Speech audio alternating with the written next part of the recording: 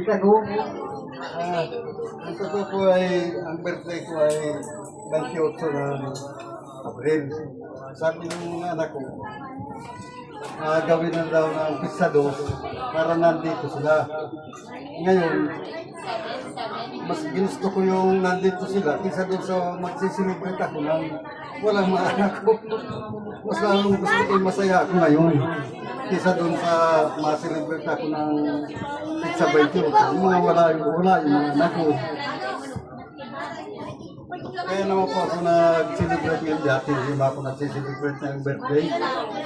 Naipangako ko lang sa Diyos na pag ako ay palaratingin ng 70, ay sabi kaya handaan ko naman at yun ay pagpasalamat ko sa Panginoon Diyos.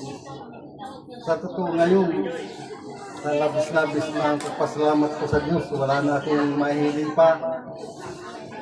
Pagkat ay tutusin, naranasan ko ng kabataan, naranasan ko na rin ng magkapamilya, naranasan ko na rin yung maging lolo.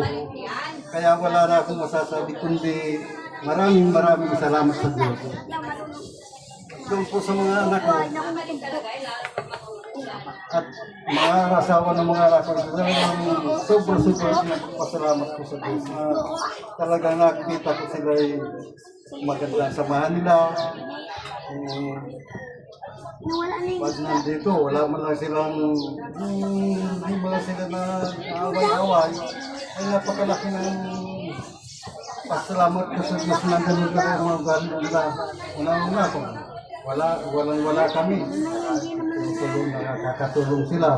Kaya wala na po akong masasabi kundi salamat po sa maraming salamat sa Diyos. Yun lang po, maraming salamat.